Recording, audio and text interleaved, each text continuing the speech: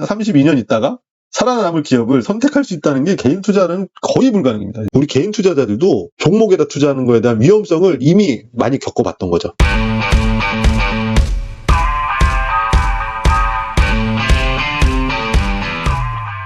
네, 반갑습니다. 은하차입니다. 자, 오늘은 개인 투자자는 과연 장기 투자를 성공할 수 없는 것인가에 대해서 영상을 찍어보도록 하겠습니다. 제가 한 3부에 걸쳐서 이제 영상을 제작을 할 거예요. 그래서 한번 시뮬레이션 해보니까 영상 길이가 한 30분 정도 나와서 긴 거 별로 안 좋아하시더라고요. 그래서 쪼개서 3편으로 영상을 제작하도록 하겠습니다. 자, 그럼 한번 볼까요?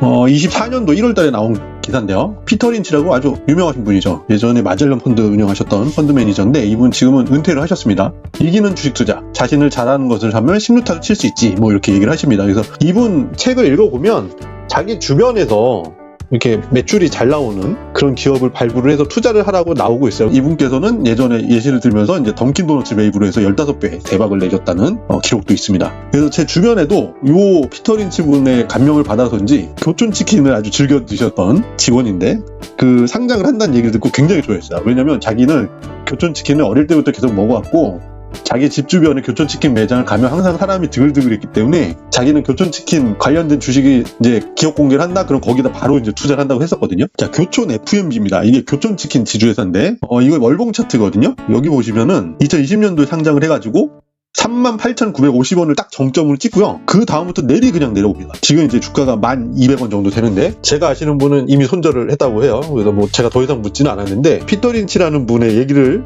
활용을 해서 투자를 하게 되면 마치 성공할 것 같지만 이게 좀 의외의 결과입니다. 저도 집 주변에 이제 교촌치킨 매장을 가보면 진짜 사람들이 항상 꽉꽉 차 있거든요. 배달도 이제 사람들도 치킨을 거의 교촌치킨 위주로 시켜 먹는데 이제 주가가 이렇게 내려온 거에 대한 여러 가지 이유를 좀 언론에다 갖다 붙이긴 하는데 저는 솔직히 투자의 대가라는 분이 설명했던 대로 잘 고르고 골라서 그리고 내가 어릴 때부터 경험했던 바를 적용해서 투자를 했는데도 불구하고 이렇게 손실을 본다는 건 제가 조금 의아하긴 했어요. 그 다음에 이제 선례로 보면 LG생활건강이에요. 이거는 2020년까지 펀드 매니저라든지 아니면 증권가에서 입에 침이만 해도 극찬을 했던 황제주입니다. 이거 보시면 최고 주가가 178만원까지 올라갔던 종목인데 이 기업 같은 경우는 2000년대 그 중국 튀어나가기 시작하면서 주가 상승이 이제 급등을 하기 시작했던 거죠. 근데 이 LG생활건강이요, 화장품뿐이 아니라 정말 사업 포트폴리오가 정말 잘 짜여져 있는 기업이에요. 근데 이상하게 21년 7월달 이후로 주가가 3년 내내 그냥 줄줄줄 흘러내립니다. 이게 보면 2010년도 주가예요. 우리나라에서 장기 투자를 한다고 하면은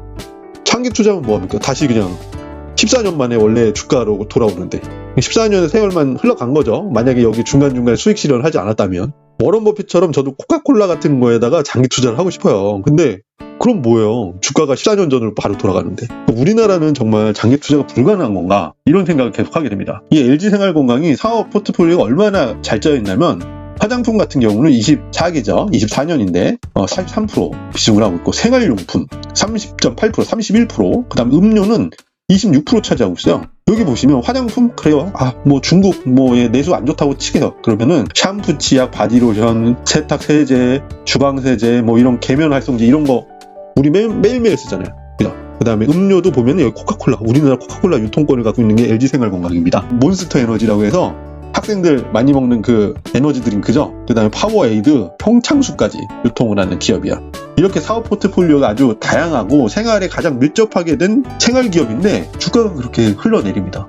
자, 요거는 코스피 지수가 1000포인트, 2000포인트, 3000포인트 돌파할 때 시가총액 상위주 10개를 이렇게 정리를 한 거예요. 전국 투자자 교육협의회에서 이렇게 그림을 만들어줬는데요. 우리가 제일 가까운 21년 한번 보죠. 1위부터 10위까지. 1위는 삼성전자, 2위는 SK하이닉스, 3위는 LG화학, 4위는 삼성전자 우, 5위는 삼성바이오로직스, 6위는 네이버, 7위는 셀트리온, 8위는 삼성 SDI, 9위는 현대차, 10위는 카카오입니다. 굉장히 낯익은 기업들이죠. 그러면은 이제 2000선으로 가보면은 약 한 14년 전으로 뒤로 가야 되는데 여기 보면은 1위는 삼성전자, 포스코, 한국전력, 국민은행, 현대중공업, 신한지주, 우리금융, 현대차, 하이닉스, SK텔레콤. 여기서도 살아남은 기업은 뭐가 있죠? 삼성전자, 현대차, 하이닉스 요거밖에 안 보이는데요?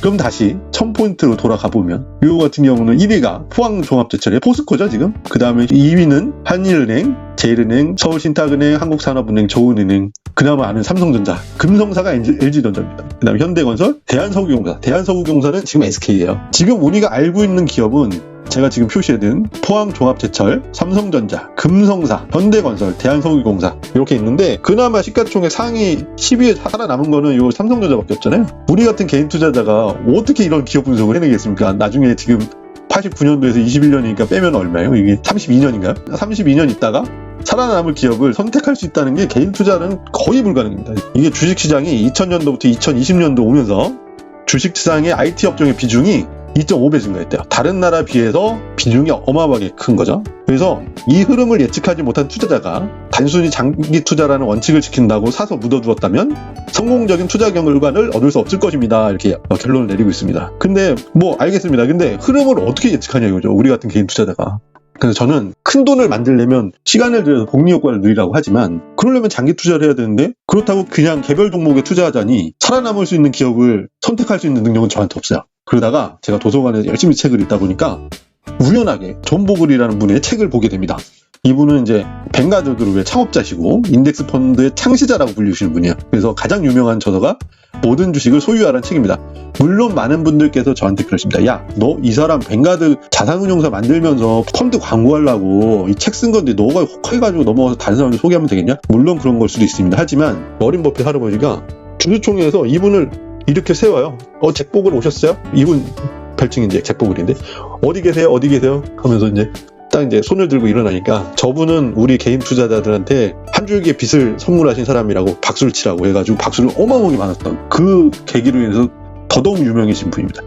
이분의 모든 주식을 소유하라는 책을 보면 355개 펀드 중에 인덱스 펀드, 그러니까는 국가지수를 추종하는 그냥 패시브 펀드죠. 인덱스 펀드를 수익률이 이긴 펀드는 딱 2개밖에 없다라고 설명을 하고 있어요. 저는 그래서 이거를 딱 보는 순간에 그럼 이거다. 나는 개별 종목에 투자하는 게 아니라 나는 국가 지수에다 투자하겠다. 그렇게 마음을 먹었어요. 투자를 하려면 어디다 투자하겠습니까? 미국에다 해야죠. 우리나라도 투자를 해야 되겠지만 우리나라의 국가 지수인 코스피 지수에는 좀 비중을 좀 많이 축소하고 좀 대부분을 미국 지수, 특히 S&P라든지 나스닥 지수에다가 투자를 많이 하기로 마음을 먹었습니다. 자, 옛날에는 인덱스 펀드만 있었는데 요즘에는 그 인덱스 펀드를 주식시장에 상장을 시켰어요. 그게 ETF인데 이 ETF는 주식처럼 손쉽게 사고 팔 수 있는 장점과 펀드의 포트폴리오의 다양화라는 두 가지 장점을 모아서 만든 상품입니다. 그래서 21세기 최고의 금융상품이라고 얘기를 하는데 물론 모르죠. 나중 가서 뭐 잘못될 수도 있긴 하는데 지금 봐서는 과거부터 존재했었던 지수 인덱스를 추종하는 펀드 상품은 주식시장에 단순히 상장한 것 뿐이니까요. 저는 국가지수를 추종하는 ETF만 선정을 해서 알아봤습니다. 제가. 자, ETF 시장 개방 추인데요. 우리나라도 2002년도에는 딱 꼴랑 4개밖에 없었대요. 근데 이게 쭉 상승을 하더니 19년부터 폭발적으로 상승을 해요. 갭수가. 그래서 지금은 697개. 요게 이제 23년도 기사였으니까 지금은 한 800개 가까이 될 것 같아요. 그리고 2004년 5월달 그 이미지였는데 ETF 시장 규모가 142조. 지금 기사 보니까 150조 넘었다고 하더라고요. ETF 시장이 점점 성장을 하고 있습니다. 그만큼 역설적으로 얘기하면 뭘까요?